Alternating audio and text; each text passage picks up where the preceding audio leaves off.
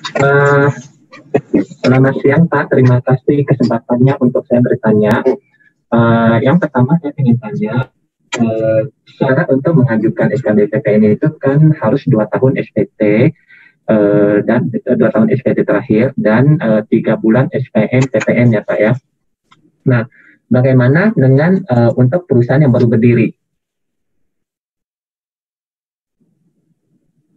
Nah, bagaimana untuk perusahaan yang berdiri? Dia belum ada pelaporan SPT badan 2 tahun terakhir dan SPM PPN. Itu satu.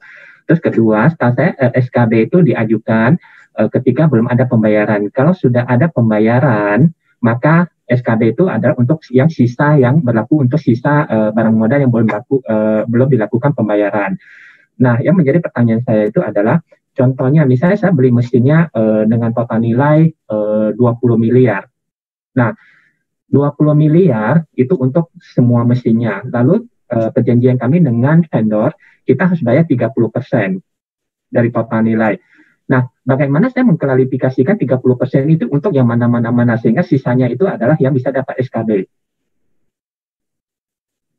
Terus yang ketiga, sebenarnya sih pertanyaannya banyak Pak, tapi saya batasi sampai 3 biar yang lain juga kesempatan untuk bertanya. Yang ketiga itu, misalnya saya investasi mesin, lalu mesin ini saya beli dari beberapa vendor, dari beberapa negara. Akan terjadi multi currency. Apakah di sistem ini mengcover untuk multi currency? Bisa juga sebagian kita beli dari lokal. Nah, sementara itu dulu dari pertanyaan dari saya, Pak. Terima kasih, Pak. Baik, terima kasih Pak Marzuki atas pertanyaannya. Pertanyaan ini ditujukan kepada Bapak Arif Effendi. Oleh karena itu, kepada Bapak Arif Effendi, kami persilakan untuk langsung menjawab ya Pak ya. Ya, terima kasih Pak Marzuki. Mohon maaf nih saya tidak bisa kencang-kencang. Iya. Lagi ada di Selasa gedung DPR. Mohon maaf Bapak Ibu. Tadi saya bingung nyari colokan. Bisa listriknya. Terima kasih Pak Marzuki atas pertanyaannya. Yang pertama tadi mengenai perusahaan yang baru berdiri Bapak Ibu ya. Jadi kalau perusahaan baru berdiri tadi ada syarat SPT 2 tahun, PPH sudah dilaporkan, kemudian SPT masa PPN 3 masa dilaporkan. Nah itu tentu saja dalam koridor kalau sudah ada kewajiban Bapak. Kalau sudah ada kewajiban pelaporannya, jadi ya dilihat dulu, nanti sistem akan mencari gitu ya, jika sudah baik sistem Pak. Jadi historisnya, apakah dia terdaftarnya mulai kapan, kewajiban SPT tahunannya, apakah sudah jatuh tempo apa belum. Itu juga dengan tadi Bapak, syarat yang ketiga mengenai hutang pajak. Bagaimana kalau nggak punya hutang pajak? Itu kan dibalik lagi nanti ya. Itu kan kalau dia tidak boleh hutang pajak. Dia kalau punya hutang pajak sudah lunas, gampangnya kan seperti itu. Nah, ini sama dengan yang SPT PPH untuk laporan yang tahunan itu sama untuk yang sudah jatuh tempo, yang sudah jadi kewajiban laporannya. Prinsipnya seperti itu Bapak Ibu. Kemudian untuk pembayaran ya tadi memang SKP ini Bapak Ibu prinsipnya kan PPN terutang itu mana yang mendahulu antara penyerahan dengan pembayaran. Jadi fasilitas ini hanya bisa dimanfaatkan kalau pada saat dia terhutang kita sudah punya SKP-nya, gitu ya. Jadi kalau mau bayar uang muka ya sudah tidak apa-apa, kita ngajuin dulu Bapak Ibu tadi RKIP-nya, gitu ya. RKIP-nya kita harus ngajuin SKB, nanti RKIP-nya barangnya apa saja.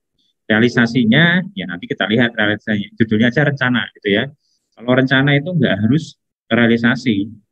Ya, kalau terrealisasi itu berarti kan kita ada impor, ada penyerahan, itu namanya realisasi. Ya, ada realisasi jadi melakukan impor atau penyerahan. Nah, berarti untuk yang pembayaran tadi juga sama nih. Bapak Ibu nanti mohon diperhatikan tadi yang disampaikan oleh Pak Ilmi. Prinsipnya itu ya, prinsipnya yang diberikan fasilitas adalah untuk barang-barang yang bersangkutan.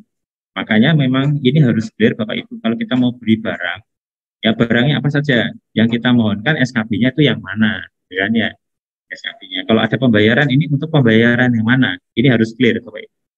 Ya harus clear. Kalau beli barangnya banyak, ya, yang di dalam SKP itu barangnya mana saja sih yang diajukan? Atau jangan-jangan memang yang uang muka itu tidak termasuk barang yang kita ajukan? Bisa terjadi nggak? Bisa kan gitu. Nah itu berarti kita memang Bapak Ibu harus sama-sama ya kita jaga Bapak Ibu secara administrasi tata kelolanya dipersiapkan ini. Ya. Kalau bayar uang muka ini untuk barang yang mana?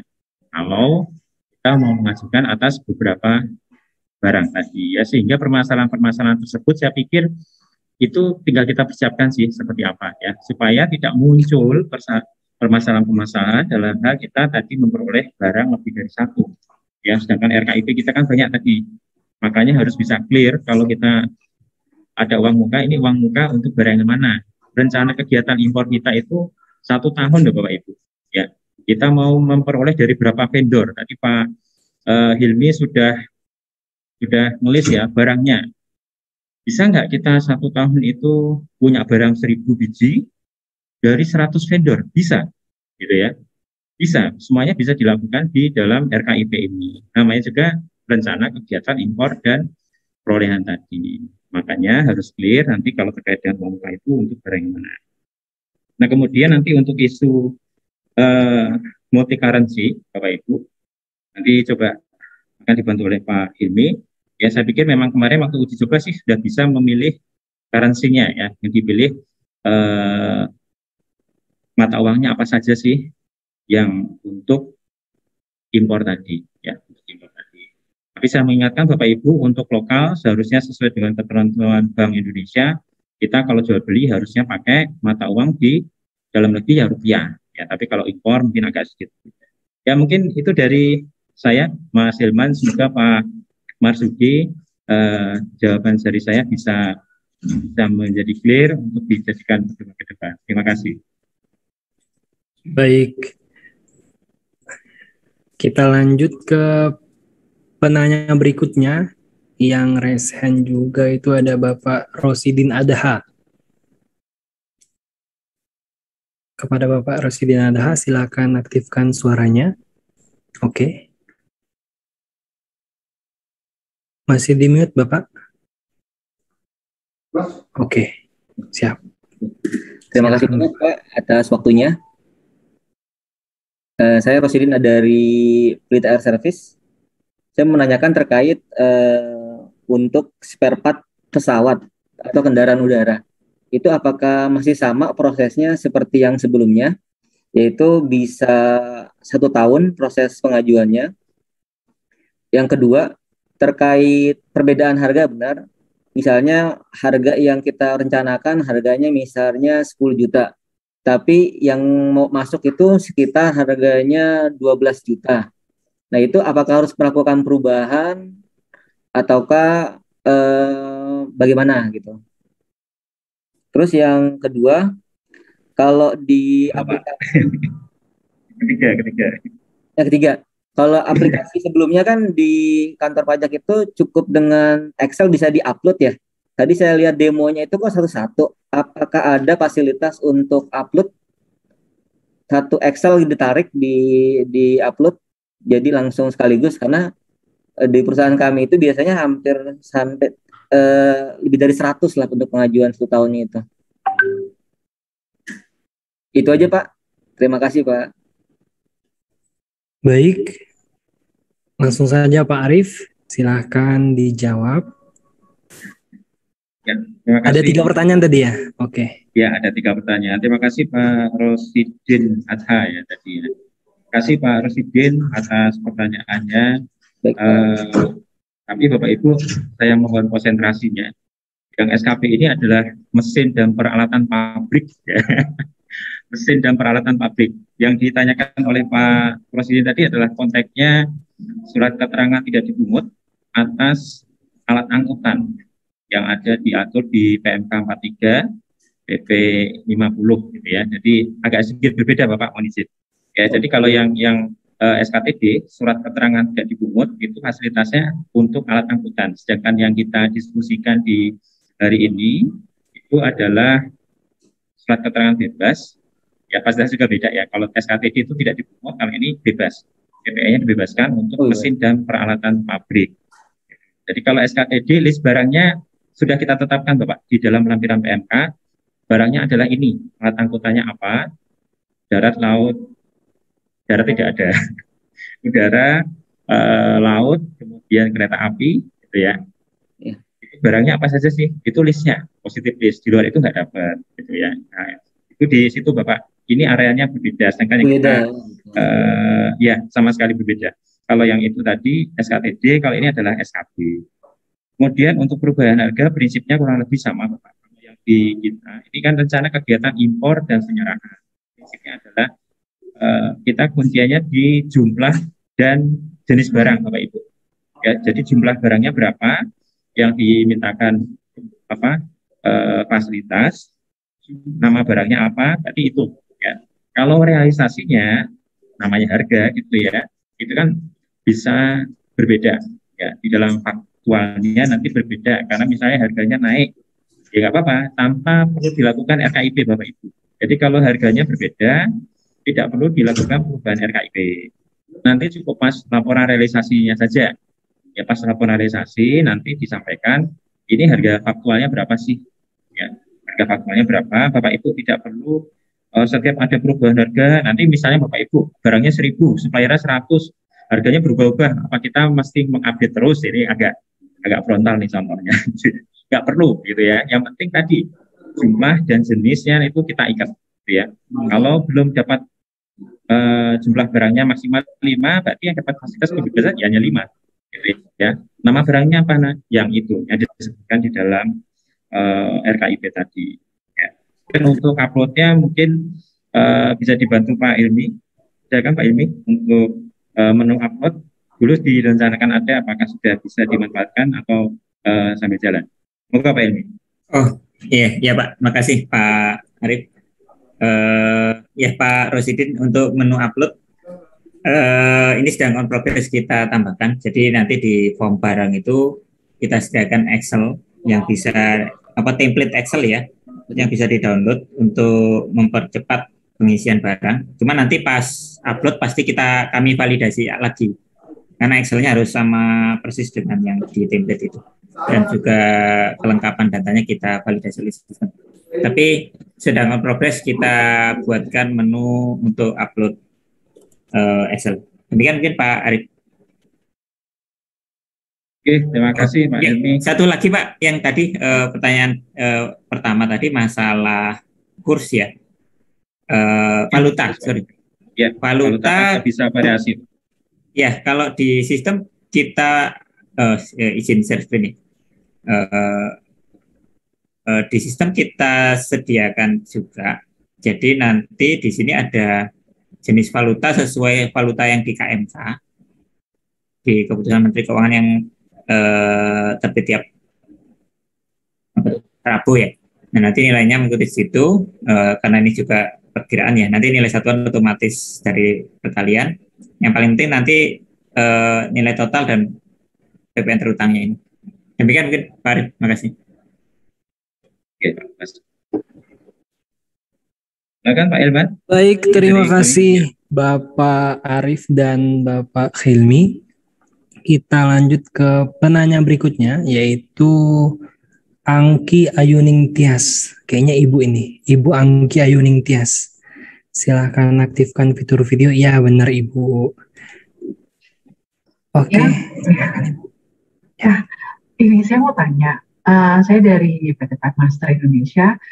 Yang mau saya tanyakan, SKB saya kebetulan di tahun lalu 2020.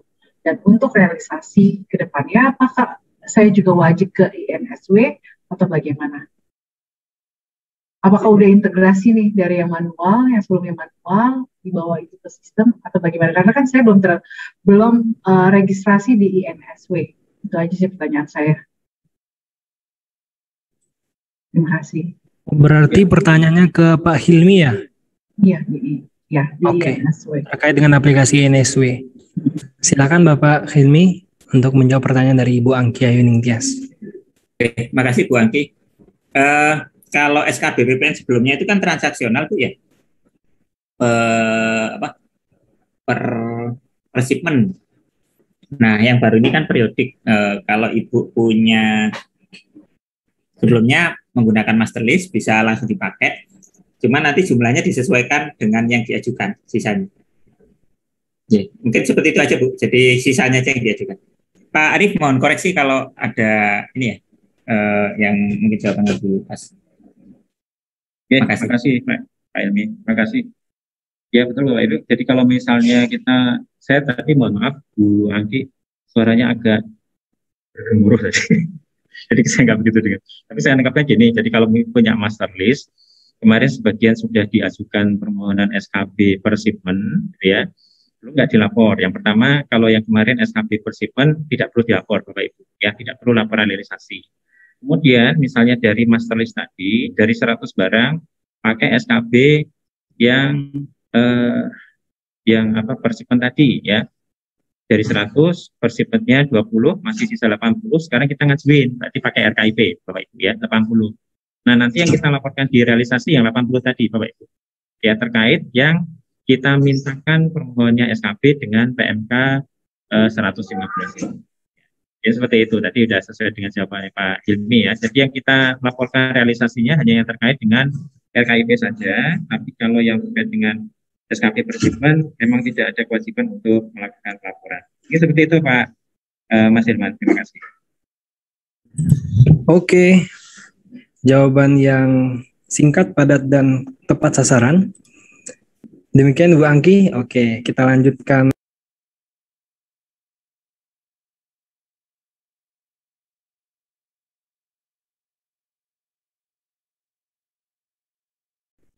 Mohon izin bertanya, saya Andi Pak dari TTPN 11. Kami sudah memiliki master list dari tahun 2017 dan melakukan perpanjangan.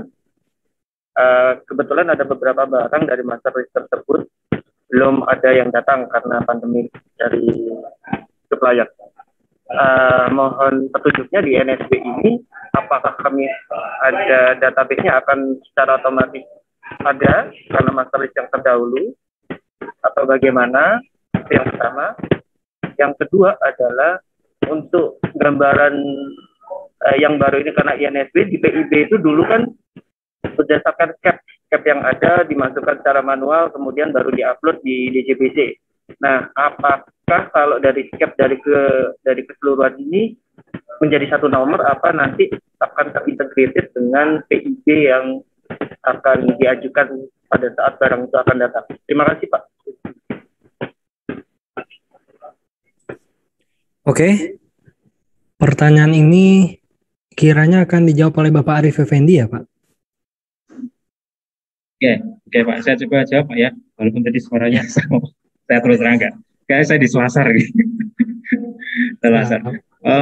Oke Pak, tadi sebenarnya sama dengan yang ditanyakan Bu Angki, Bapak Ibu. Jadi kalau kita punya master list ya, tadi sudah saya sampaikan Bapak Ibu, kalau master listnya master list baru, tadi berarti mengajukan SKB yang baru gitu ya. Kalau masih ada saldo yang belum diajukan SKB kemarin per shipment, sisanya aja yang diajukan gitu ya, karena prinsip barangnya memang yang kemarin sudah pernah diajukan, ya jangan diajukan lagi. Nah, kalau terkait dengan master list perpanjangan, di master list perpanjangan sebenarnya tadi sudah saya sebutkan, itu perlakuannya adalah seperti halnya master list baru, Bapak Ibu. Ya, perlakuannya adalah sama dengan master list baru. Jadi bagian mana saja sih yang sudah pernah kita mintakan SKB, kalau master list perpanjangan tadi, sisanya itulah yang nanti kita ajukan sebagai list di RKIP. Nah, jadi sebenarnya master list itu kan alat bantu kita, ya, alat bantu kita. Barang-barang mana saja sih kemarin yang dapat pembebasan biaya masuk, ya, yang sekarang kita mau mintakan fasilitas pembebasan. Sekali lagi Bapak Ibu, saya ingatkan yang mendapatkan fasilitas hanya untuk mesin dan peralatan saja. Mesin dan peralatan pabrik, ya, mesin dan peralatan pabrik. Mohon di-note Bapak Ibu ya. Fasilitasnya untuk PMK 115 hanya untuk mesin dan peralatan pabrik, ya. Yang dipergunakan untuk apa? Yang menghasilkan BKP. Jadi syaratnya mesin dan peralatan pabrik untuk menghasilkan BKP. Jadi harus kita lihat dulu produk kita apa. Produk kita apakah dia barang kena pajak atau tidak. Ya, kalau dia termasuk outputnya barang kena pajak, baru kita lihat ini mesin atau peralatan atau tidak. Ya, ini sekaligus saya menjawab pertanyaan yang ada di chat tadi. Untuk bantu aku dapat fasilitas atau tidak, sebenarnya sudah terjawab ya. Gitu. Karena fasilitas ini hanya untuk mesin dan peralatan pabrik. Ya, jadi tidak perlu saya jawab. Sudah bisa terjawab itu artinya. Mohon disimpulkan ya kalau Bapak Ibu mencoba memahami tadi ya. Jadi fasilitas ini hanya terbatas pada mesin dan peralatan pabrik gitu ya. Tidak ada fasilitas untuk barang. Ya, jadi kita persamakan tadi untuk yang master list perpanjangan adalah sebagaimana master list baru. Oke ya, jawabannya sepertinya sama dengan Bu Anggi tadi. Bu Anggi. Oke, silakan. Oke, terima kasih Pak Arief. Kepada Bapak Ibu sekalian, karena kami sekarang juga lagi melihat nih, pertanyaannya nambah terus. Saya mengajak nih kepada kita semua untuk menyamakan persepsi seperti yang disampaikan oleh Pak Arief tadi. Ingat untuk mesin dan peralatan pabrik untuk menghasilkan BKP itu. Nah, kalau misalnya ada pertanyaan yang sama, kira-kira sama, mungkin bisa di lower hand dulu ya. Karena kalau misalnya dijawab semua, kayaknya sampai sore nggak selesai-selesai ini. Oke, kita lanjutkan ke PT RAS.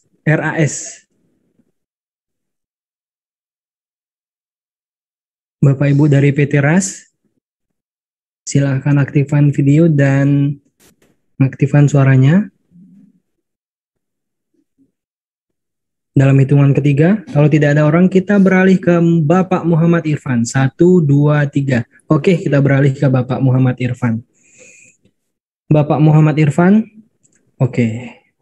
Ya. Silakan Bapak.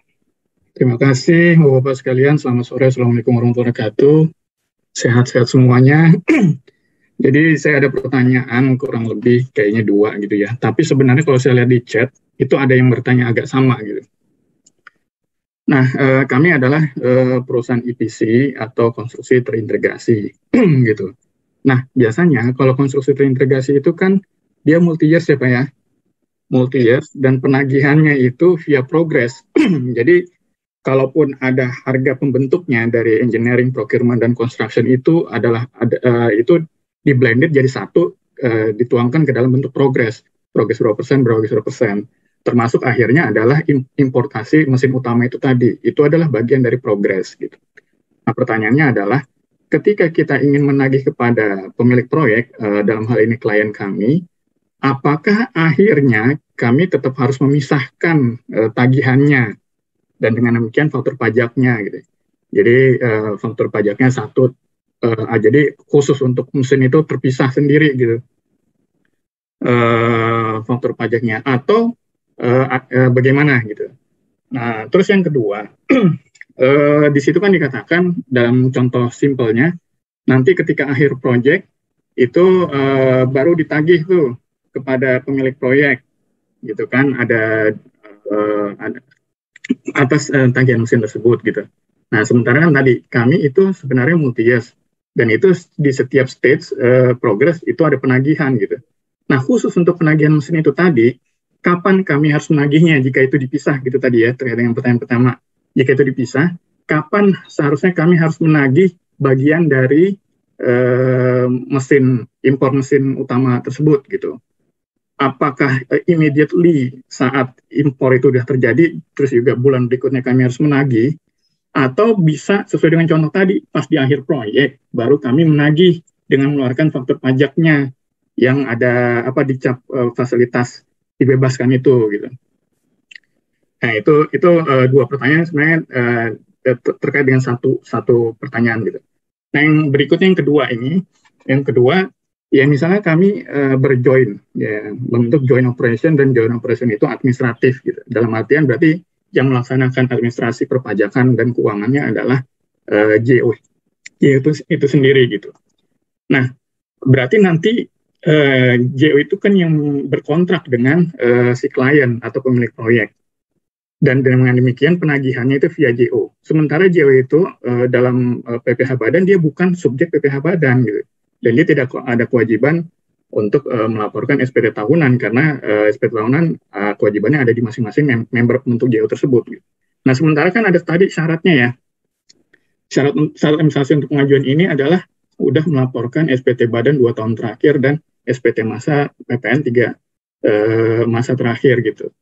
Nah, apakah dengan keadaan seperti itu JO itu apakah tetap bisa mendapatkan fasilitas PPN dibebaskan ini untuk importasinya, atau malah yang harus melakukan impor tetap harus membernya gitu. Kalau harus tetap membernya, berarti nanti ada pertanyaan berikutnya, yang mendapatkan fasilitas importasi atau perolehan dari barang strategis itu adalah member, sementara yang menagih ke klien adalah JO. Nah, itu apakah bisa seperti itu gitu?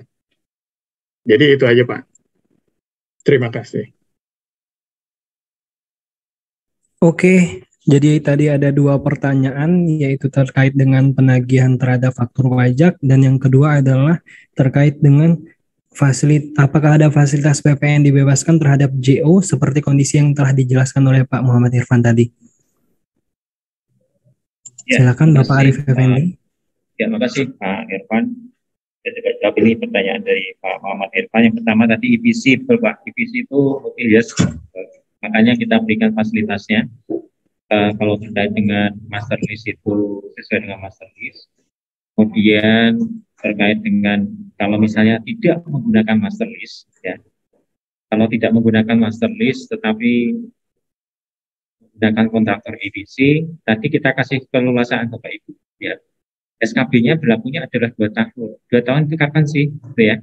Dari 1 Januari, ya, kalau diajukan misalnya ini 2021, kalau diajukan di triwulan terakhir tahun 2021 ini, maka SKB-nya berlaku untuk 1 Januari 2022 sampai 31 Desember 2023. 2 tahun gitu ya. Kalau diajukan untuk tahun berikutnya. Tapi misalnya di tahun 2022 bulan Januari mau mengajukan untuk tahun 2022 boleh gitu ya. Berarti nanti masanya adalah dari tahun 2000 dari Januari 2000, misalnya diajukan di bulan Februari 2022 lah. Tapi mau berlaku juga untuk tahun itu, berarti dari bulan Februari 2022, ujungnya tetap 31 Desember 2023. Jadi nggak sampai 2 tahun dia jadinya. Gitu ya. Tapi kalau diajukan sebelum tahun takvim yang bersangkutan, dia bisa maksimal 2 tahun. Nah, ini apa ruangnya Bapak Ibu?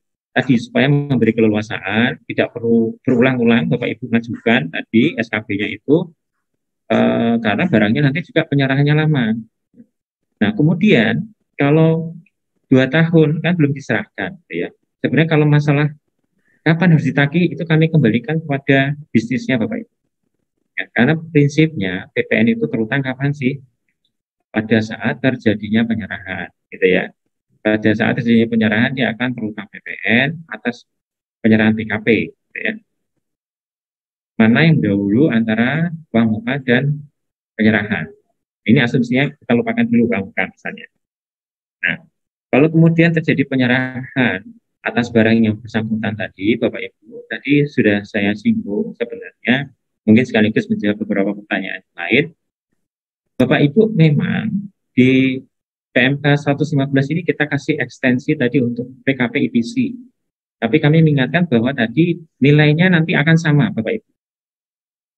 Ya, karena sebenarnya dikasih pembebasan itu adalah pemilik proyek. Ya.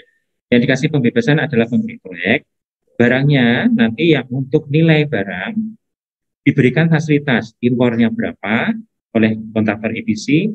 Nanti yang diserahkan ya nilainya nilai impor itu tadi.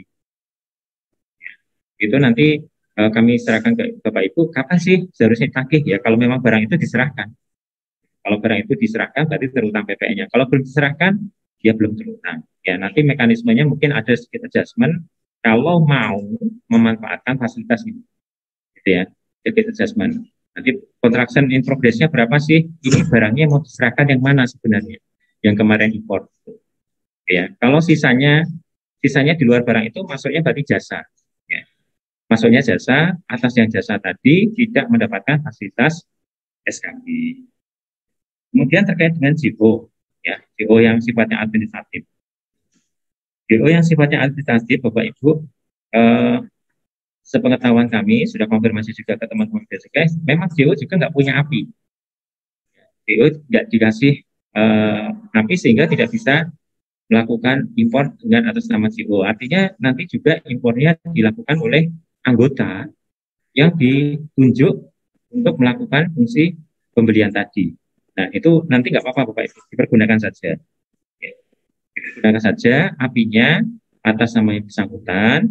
Yang penting nanti SKB-nya ini, berarti dalam hal ini jangan lupa ya, berarti sama nih, diajukan SKB-nya saja.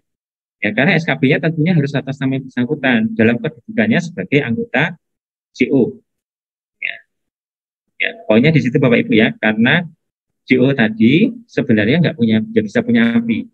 Makanya untuk permohonannya ini kita lihat dulu ya, kita lihat dulu yang berfungsi sebagai anggota sebagai fungsi pembelian siapa, yang punya API siapa, itulah yang mengimpor, berarti nanti SKB-nya yang bersangkutan.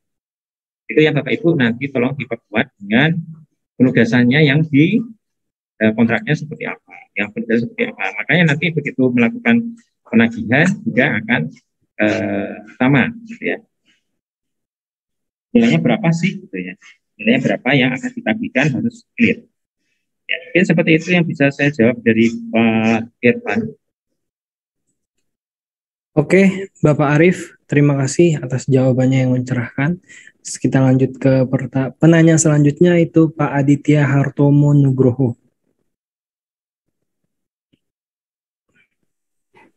Mohon diaktifkan fitur videonya. Oke. Silakan di-unmute terlebih dahulu.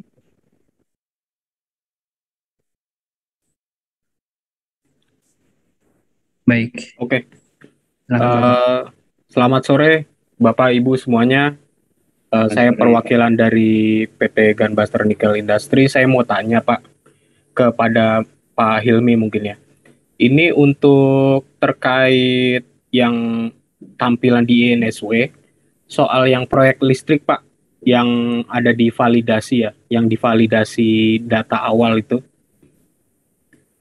Untuk validasi data awal, apakah proyek listrik ini diperuntukkan untuk wajib pajak yang memang work scope-nya atau produknya itu energi listrik, atau untuk seluruh item-item yang berkaitan dengan pembangkit listrik, Pak?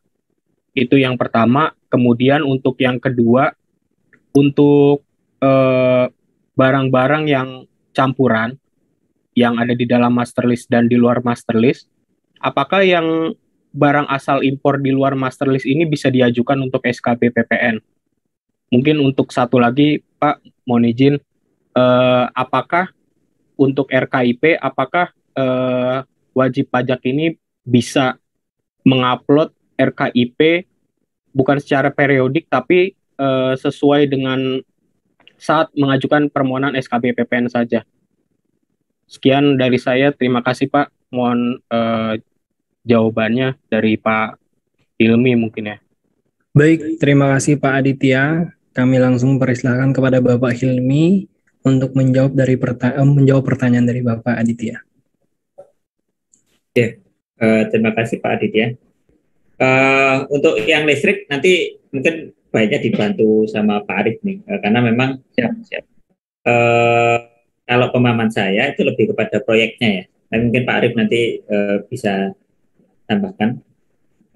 Kalau tadi saya jawab yang pertanyaan kedua aja, barang yang di luar master list. Tadi pas demo kami sampaikan bisa ditambah langsung di data barangnya. Jadi nanti ada tombol tambah dari yang di luar master list. Jadi misalkan di master list ada 3, kayak tadi contohnya 3 ya. Nanti kalau mau ditambahkan bisa ditambahkan yang lokal maksudnya, yang di luar master list tinggal klik tombol tambah aja. Kemudian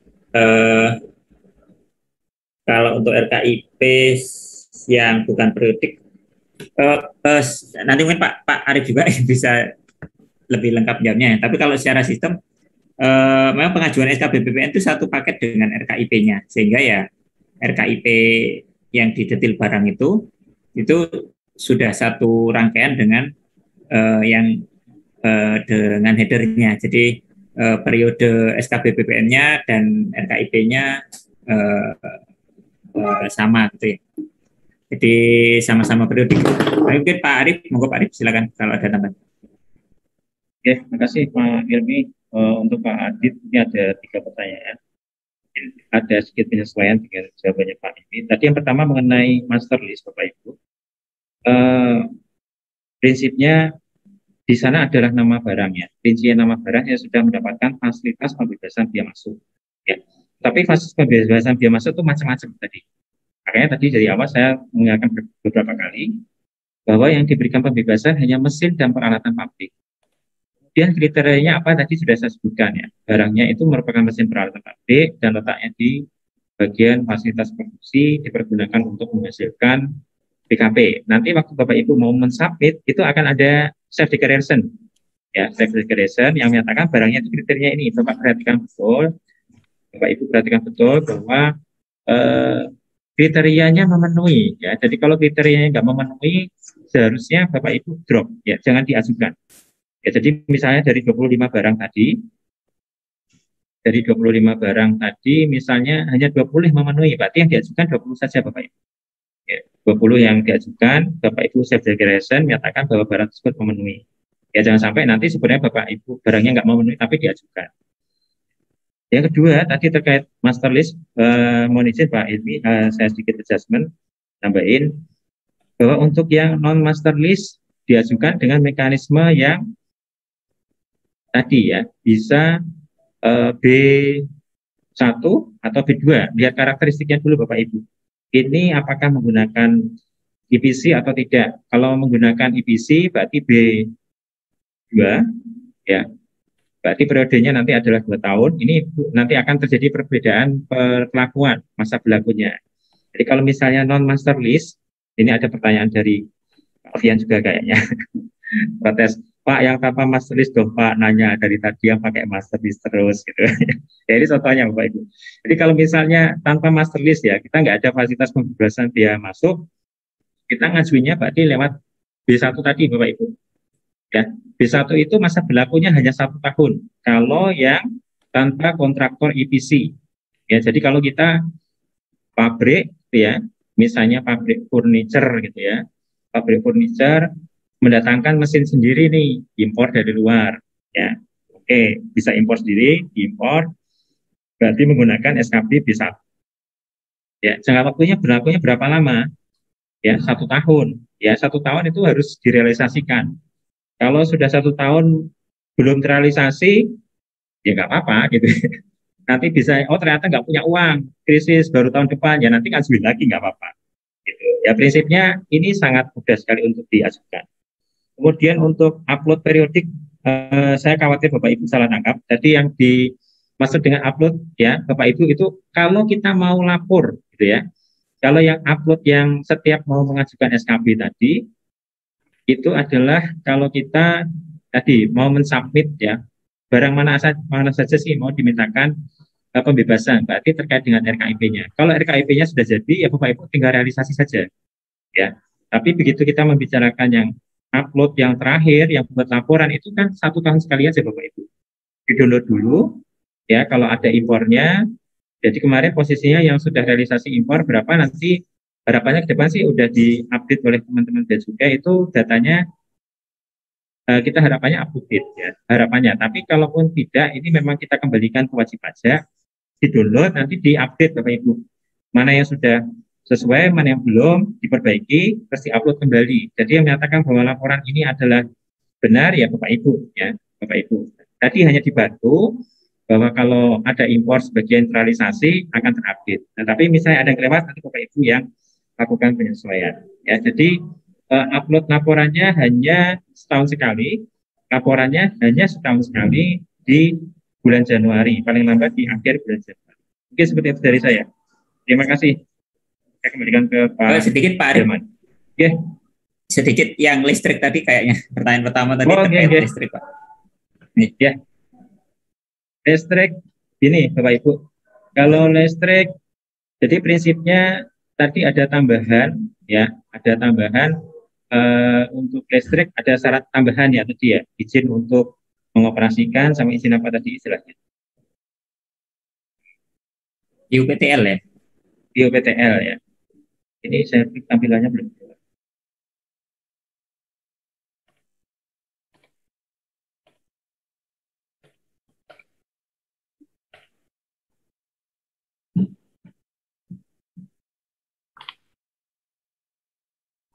Jadi kalau nggak salah tadi pertanyaannya apakah yang dimaksud listrik itu kalau terkait barangnya atau terkait proyeknya gitu Pak? Yang saya tangkap. Oh, Iya benar iya, Pak. terkait barangnya atau proyeknya. Ini Bapak Ibu, jadi kalau dia merupakan suatu industri yang terintegrasi, jadi misalnya yang sekarang ramai apa namanya, peleburannya, smelting ya, misalnya smelting itu dia membutuhkan pabrik smelter, dia menggunakan pembangkit listrik sendiri, dan pembangkit listriknya itu satu kesatuan sama PT yang bersangkutan. Nah itu berarti kan dia punya izin juga tadi ya, izin juga, makanya nanti izinnya dilampirkan saja. Makanya kita persyaratkan untuk yang dia punya pembangkit sendiri, nanti ada izin yang harus diupload tadi Bapak Ibu. Di huruf F dan D tadi, izin usaha penyediaan tenaga listrik ya, atau nanti perjanjian jual beli tenaga listrik dengan pemegang UPTL. Itu kalau case-nya misalnya pabrik itu adalah pembangkit listrik itu sendiri gitu. Jadi misalnya IPP gitu ya, IPP berarti punya pabrik, nanti jual listriknya kepada PLN. Nah berarti dia pabriknya apa? Ya pabrik listrik gitu. Ya.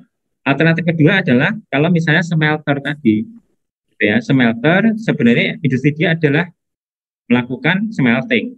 Ya, dia merubah biji menjadi menjadi apa? Menjadi logam murni tertentu gitu ya. Nah, atas kebutuhan untuk melakukan proses itu, dia butuh pembangkit listrik sendiri. Nah, berarti atas pembangkit listrik yang terintegrasi tadi, nanti ada persyaratannya tadi izin usaha penyediaan tenaga listrik. Yang kurang lebih sebenarnya itu, Bapak Ibu. Ya, arahnya ke sana. Jadi kalau yang satu smelting tadi, dia dapat semua. Ya, tapi kalau membicarakan IPP, kita lihat lagi, Bapak Ibu. Ya, jadi kalau industri pembangkit listrik yang semata-mata dia menghasilkan listrik saja, dijualnya adalah listrik, ya sudah, berarti nanti dari kriterianya di PMK berapa tuh 176 apa 66 ya. Nah, di sana nanti akan ada master list barangnya apa saja, mana yang dipergunakan di bagian produksi itulah gitu ya yang bisa diperoleh. Tapi kalau terkait dengan pembangkit listrik yang melekat kepada industri yang terintegrasi tadi, itu satu gelondongan dapat semua. Gambarannya seperti itu Pak Aditya. Ya. Tapi kalau masih kurang jelas bisa konsultasi lagi dengan KPP-nya. Ini kan dengan sangat membantu. Ya, terima kasih. Baik, terima kasih Pak. Semoga dapat menjawab dengan jelas ya Bapak Aditya ya. Ya, Pak, kita lanjut ke penanya berikutnya, yaitu Bapak Faris Habibur Rahman. Kepada Bapak Faris, dimana untuk membuka fitur videonya, kemudian mengaktifkan suaranya. Masih di mute Bapak?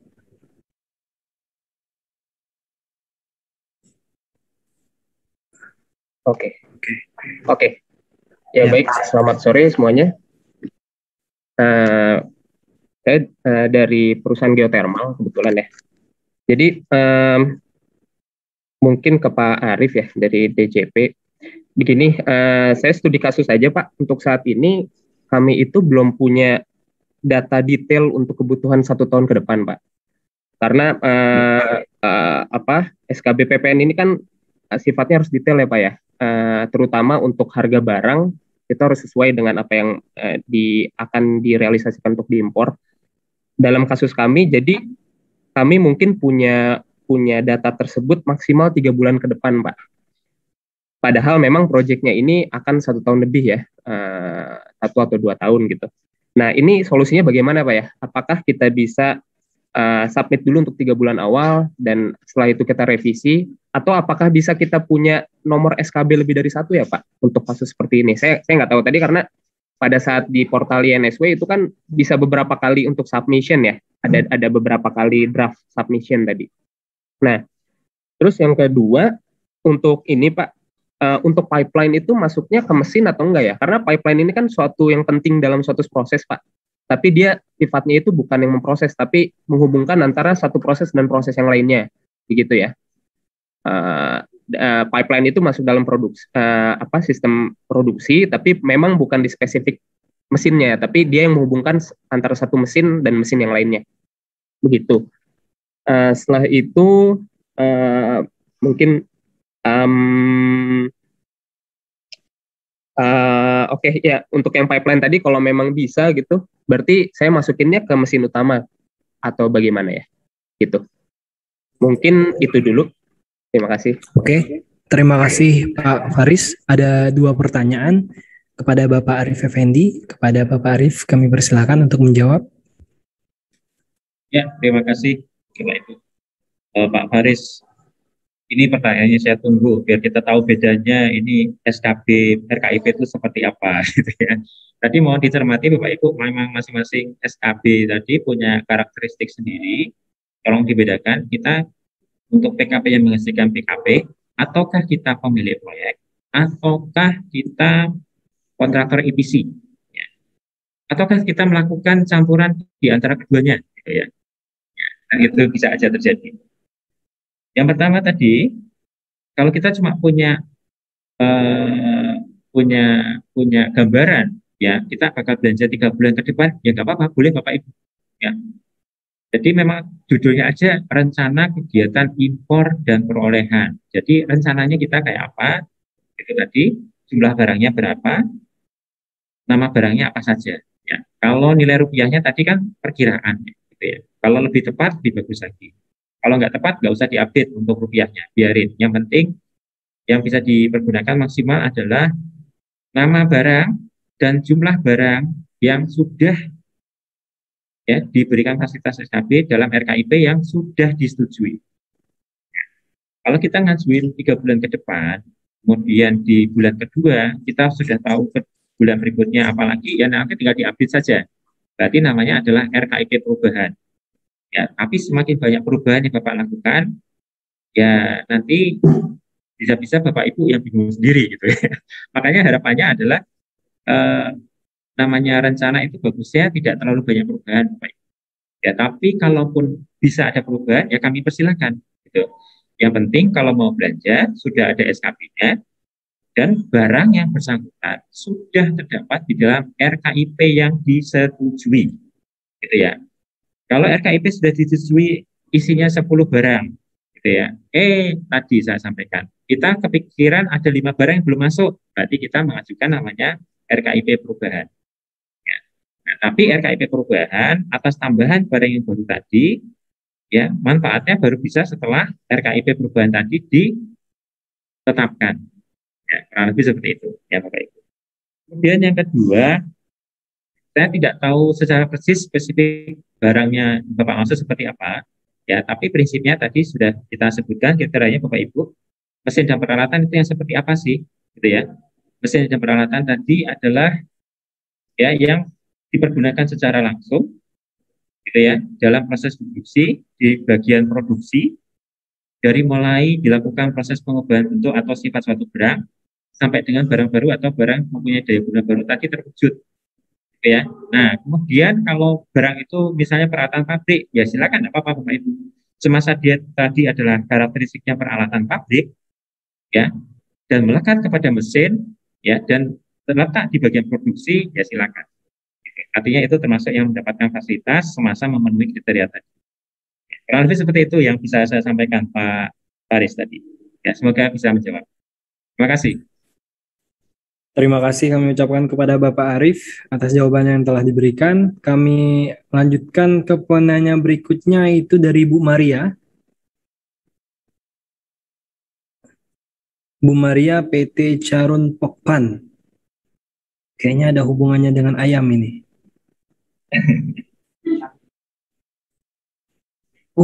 Oke. Silakan. Halo, selamat sore semuanya. Selamat sore Ibu. Ya. Saya mau nanya untuk terkait di pas SINSP itu kan ada namanya data lokasi investasi ya. Ya. Nah,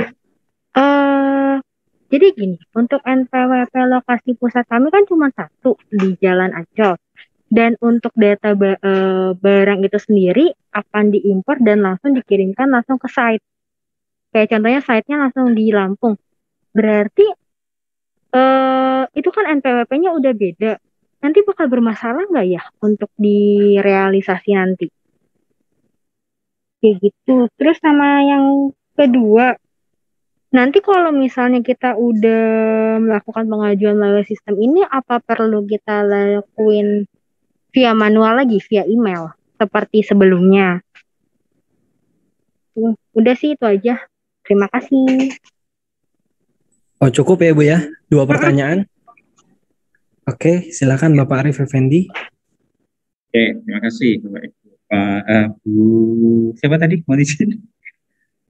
Bu Maria Pak. Bu Maria ya, mohon maaf saya namanya agak. Bu Maria, terima kasih atas pertanyaan dari calon papan.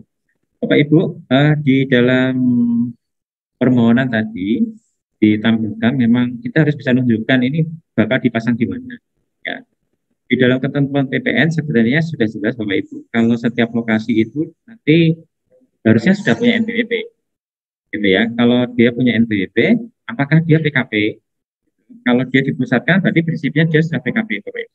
Ya, tapi pastikan bahwa lokasi kita itu adalah ya sudah dipusatkan. Karena apa? Karena syaratnya untuk bisa memanfaatkan fasilitas ini adalah PKP yang menghasilkan PKP. Ya, jadi subjeknya dipersyaratkan adalah pengusaha kena pajak yang menghasilkan barang kena pajak.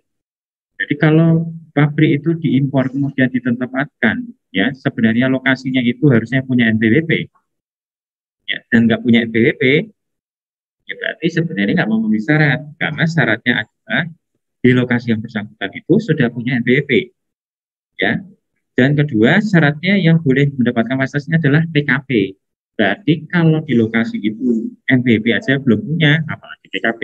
Nah, kalau sudah punya NPWP, berarti tinggal diajukan permohonan PKP. Nah, tapi kalau terkait dengan misalnya sudah ada izin pemusatan, ya izin pemusatan PKP, berarti kriterianya sudah memenuhi. Nah, di sistemnya itu sudah kita kunci Bapak Ibu, ya. Jadi lokasi itu memang NPWP-nya berapa sih? Ya, kalau sudah NPWP, apakah sudah PKP?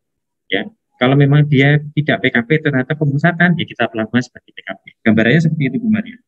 Yang kedua, tadi apakah kalau sudah melakukan permohonan lewat ini perlu lewat email lagi? Tidak perlu, Bapak Ibu, ya. Jadi sejak PMK 115 ini diundangkan, ya, berlaku 1 September, semua permohonan ya lewat INSW ini, Bapak Ibu. Ya, gambarannya seperti itu. Ya, semoga jelas bagi Bapak Ibu semuanya. Terima kasih. Saya kembalikan ke Mas Ilman. Baik, Bapak Arif. Semoga cukup jelas ya Bu Maria ya. Kita akan lanjut kepada Ibu Fian yang tadi sudah ngechat. Jangan sedih Bu. Kini giliran Ibu untuk bertanya.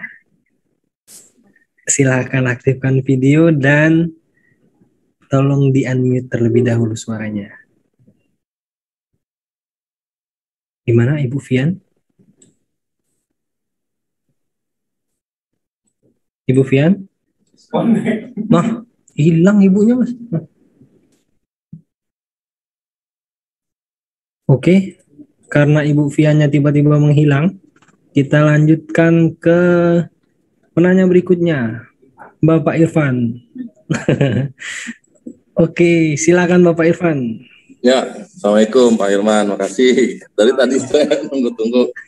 Saya mungkin lebih nanya pertanyaan ke Pak Arif mungkin ya, karena di sini kan fasilitasnya digunakan untuk EPC ya, penyedia EPC, pemilik proyek. Nah, kita di sini sebagai EPC nih, EPC tadi dijelaskan bahwa kalau kita menggunakan fasilitas ini, maka si mesinnya itu angkanya harus sama tuh. Di pihak kita itu biasanya mesin itu digabungkan Pak karena proyek Pak.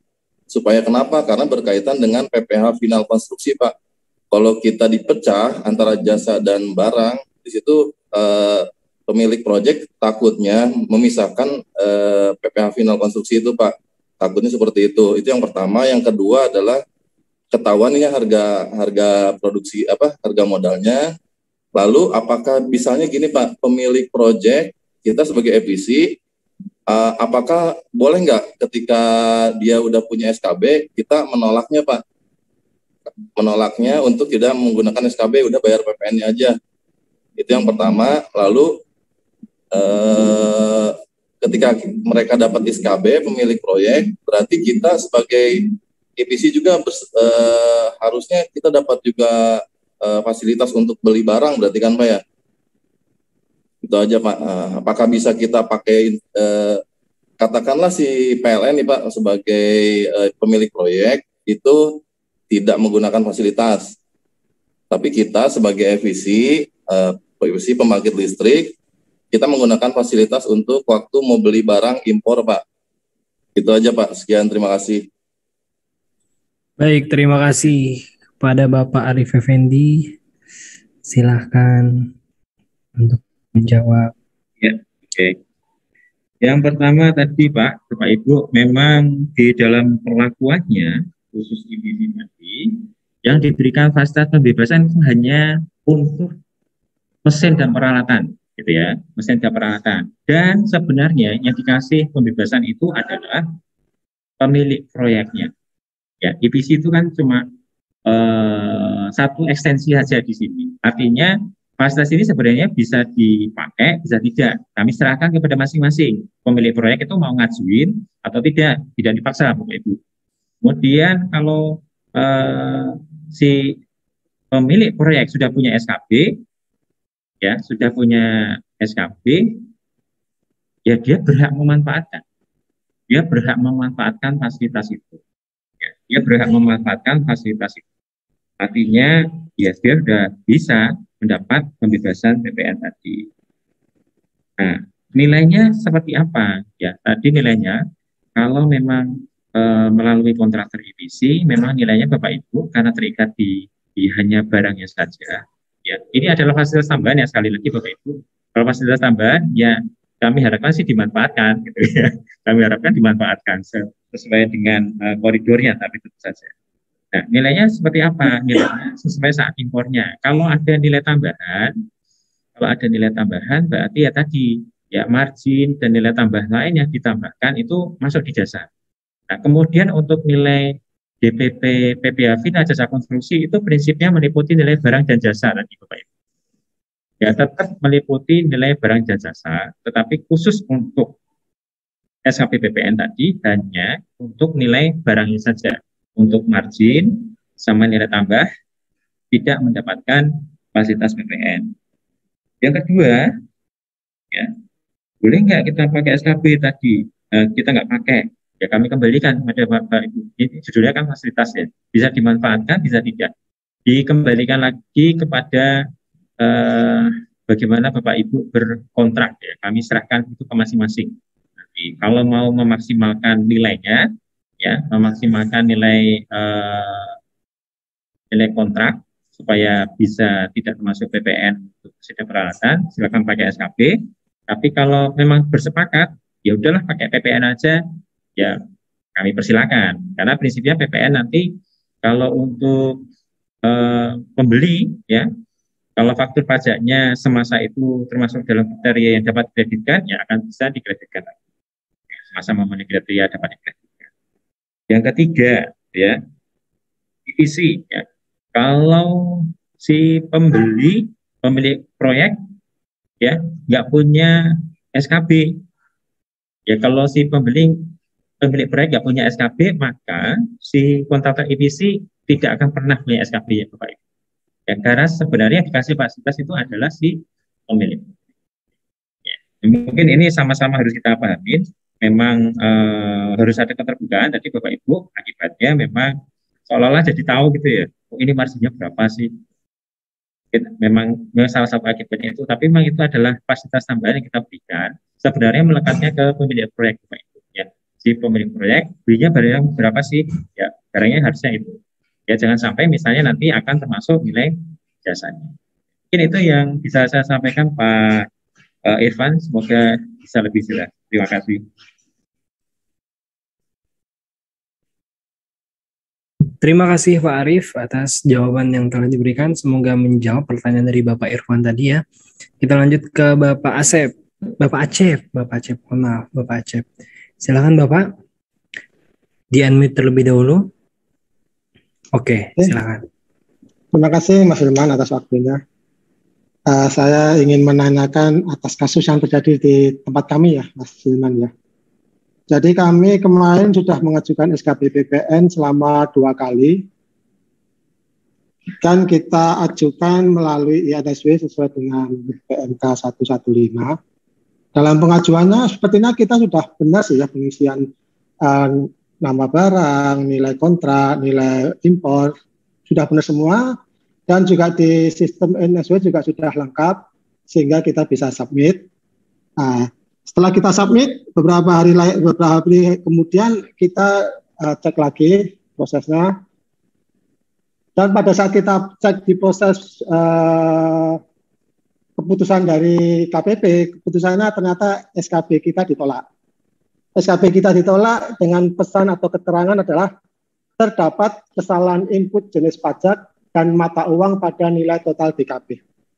Kami agak bingung juga ya. Pesan keterangannya kok terdapat kesalahan input jenis pajak dan mata uang pada nilai total DKP. Sementara pada saat kita input data di INSW sudah benar semua.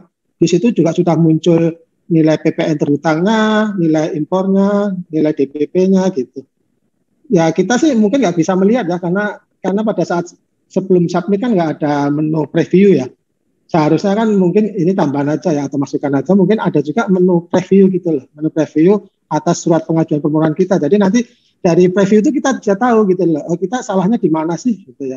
Jadi pada saat SK penolakan KPP itu menunjukkan bahwa ada kesalahan input jenis pajak atau utang, kita jadi tahu salahnya di sini gitu. Itu yang pertama, kok bisa itu minta penjelasannya.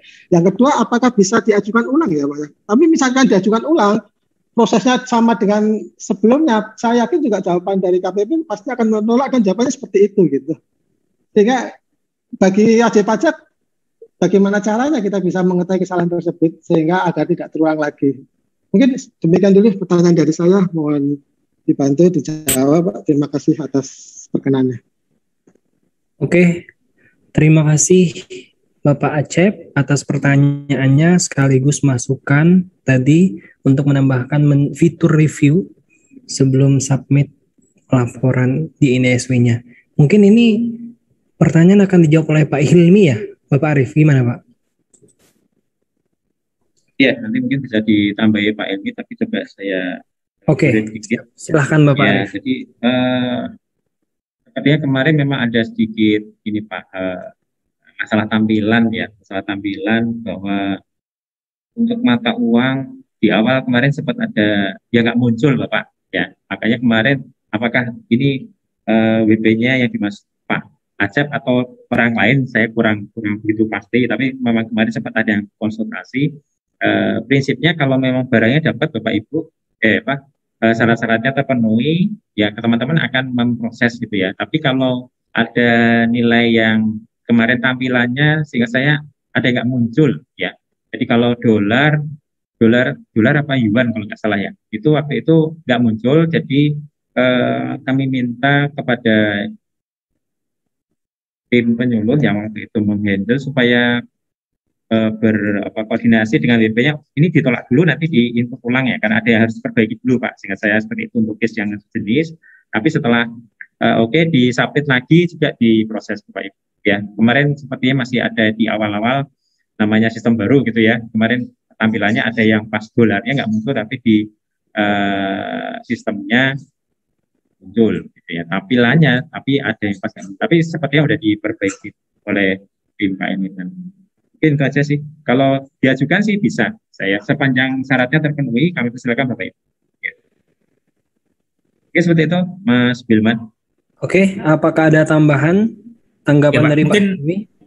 Ini Mas Bilman, Pak Acep, kalau boleh nanti kami dapat nomor ajunya Pak, biar kami cek gitu Pak ya.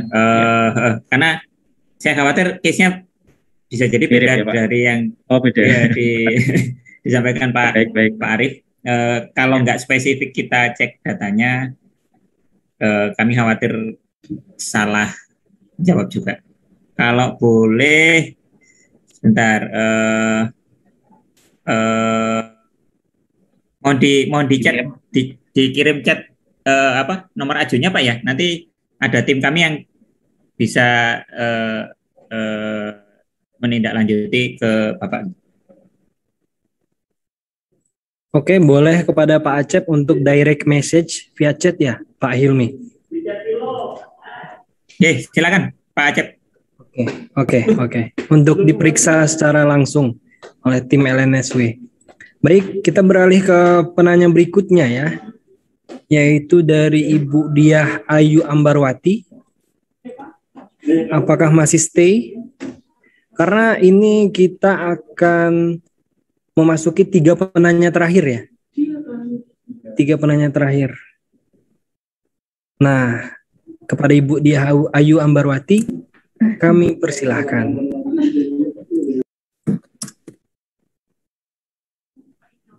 Baik, terima kasih Bapak. Saya izin bertanya, bagaimana perlakuan PPN atas kedelai berupa full fat soya sebagai pakan ternak atau bahan pakan ternak menurut PMK 115, Pak? Karena lampiran PMK nomor 142 tahun 2017 itu tidak mengatur secara eksplisit tentang pembebasan PPN untuk bahan pakan ternak berupa FFS. Nah, selain itu, apakah perlu mengajukan SKB atas penyerahan FFS tersebut gitu, Pak? Terima kasih, Pak. Ya. Baik, Bu, untuk karakteristik barangnya, Bu, nanti biar ini fokus ke SKB-nya, Bu ya. Untuk karakteristiknya, Ibu tolong chat ke saya, Bu, nanti biar hubungin. Ya, biar nanti kita jelaskan untuk karakteristik barang. Berarti kan ini objek ya. Karena untuk yang kedelai Bapak Ibu, jadi list barang tadi, yang panjang tadi, yang menggunakan SKB hanya mesin dan peralatan. Oke ya. Selain itu tidak menggunakan SKB. Kalau rumah tadi cukup dengan surat pernyataan aja. Mungkin seperti itu Bu ya. Oke, untuk karakteristik kedelai nanti Ibu chat aja Bu. Ya. Oke, kepada Ibu Diah Ayu, silahkan untuk direct message kepada Bapak Arif Effendi. Kita beralih ke penanya yaitu Bapak I Ketut Mulawarman. Oke, videonya sudah aktif. Oke, silahkan Bapak. Ya, selamat sore. Terima kasih waktunya. Selamat sore Bapak-Bapak, Ibu-Ibu. Saya sedikit bertanya mengenai lebih ke cenderung ke pengajuan RKIP untuk di BKPM, Pak. Saya kemarin agak stuck waktu mau menginput di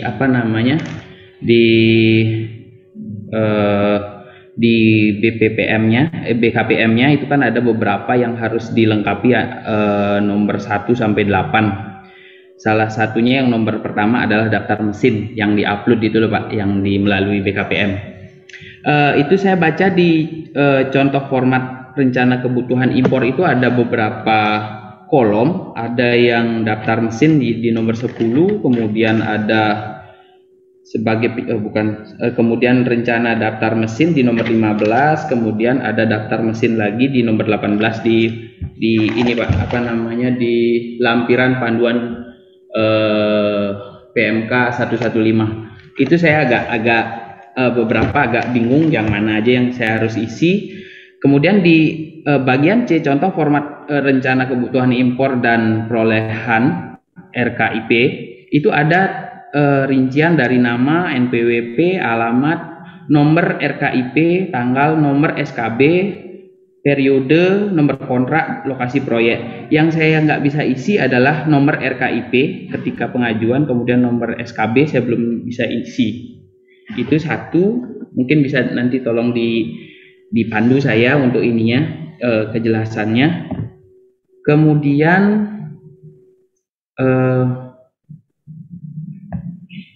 di upload BKPM juga tercantum surat pernyataan pemanfaatan UKM yang paling terakhir, kalau nggak salah ada linknya, suruh template surat pernyataan komitmen UMKM.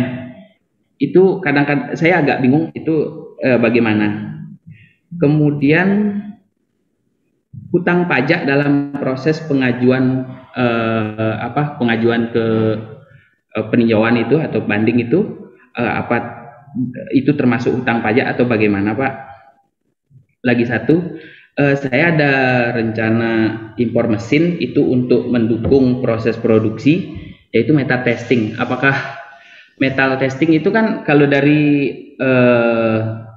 pengertian barang yang bisa memproduksi BKP adalah dalam proses.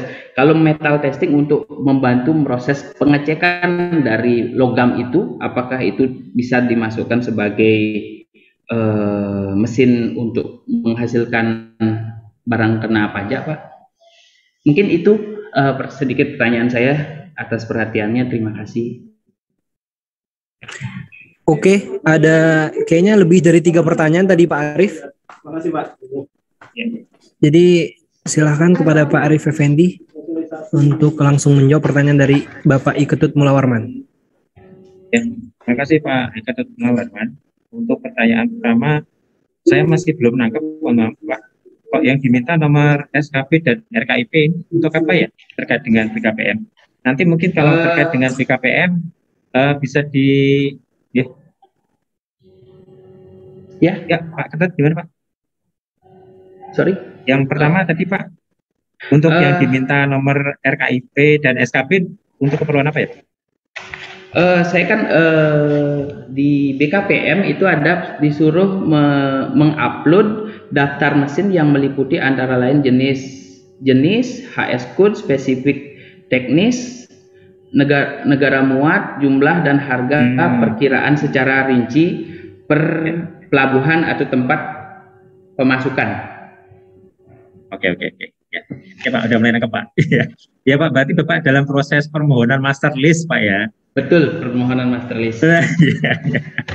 Ya betul Pak, jadi nanti dilengkapi Bapak. Jadi itu memang master list itu tadi memang isinya kurang lebih sama Bapak, sama dengan SKP. Tapi yang di pembebasan biaya masuk itu, yang dibebaskan kan baru biaya masuknya.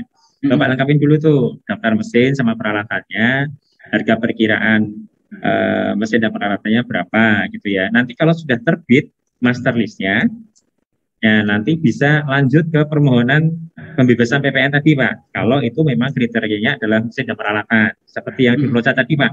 Untuk yang filenya tadi saya udah bagi, nanti kita tinggal pilih ya, tinggal milih dari master list tadi ya, dari yang dibebaskan biaya masuk misalnya 15.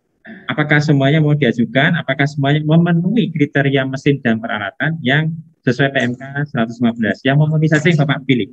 Artinya tidak selalu sama, dibebaskan biaya masuknya, dibebaskan PPN-nya Bapak Ibu. Tidak sama. Ya, artinya kita kembalikan lagi ke kriterianya.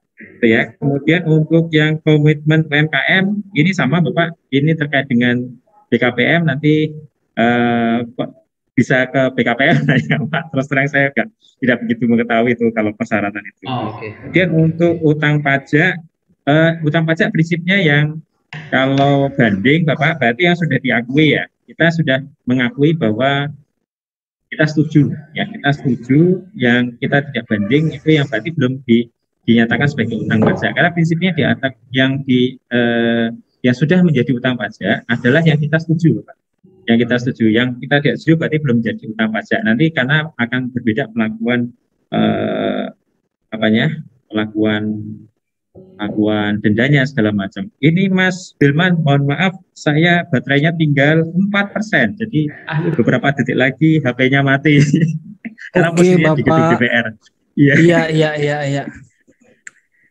Karena nggak ada chargernya ini. Oke Bapak. Jadi sudah menjawab kira-kira gitu Pak Iketut Mulawarman ya? Gitu. Mungkin yang terakhir belum yang mental testing gitu. Berhubung waktu sudah yang jam 4 tadi apa? juga ya. Untuk mengenai mesin pendukung untuk produksi. Testing. mesin metal Ya. testing. Oke, berarti yang diberikan fasilitas hanya yang untuk menghasilkan, Bapak. Hanya untuk menghasilkan saja. Menghasilkan dan di bagian produksi. Ya, oke, clear ya? Clear. Oke. Kami rasa cukup ya, Pak Arif ya. Pak Hilmi Mubarok, kami rasa cukup. Kami paham dari lebih 500 peserta yang hadir hari ini, tentu banyak sekali permasalahan di lapangan terkait dengan PMK 115 ini. Namun kami mohon dipahami juga bahwa kami juga punya keterbatasan waktu. Oleh karena itu, marilah kita jalan-jalan ke Sungai Musi, makan pempek ikan tenggiri. Cukup sekian acara sosialisasi, kami ucapkan banyak terima kasih. Kami ucapkan terima kasih atas partisipasi aktif dari Bapak Ibu sekalian. Terima kasih juga untuk para narasumber yang di tengah kesibukannya masih menyempatkan waktu untuk berbagi ilmu, informasi, dan materi kepada kami semua. Demikian yang dapat kami sampaikan. Terima kasih sekali lagi. Wassalamualaikum warahmatullahi wabarakatuh. Selamat sore. Waalaikumsalam warahmatullahi wabarakatuh. Salam sehat Bapak Ibu. Terima kasih. Ya. Terima kasih Pak Ilmi, Pak Milbat. Terima kasih.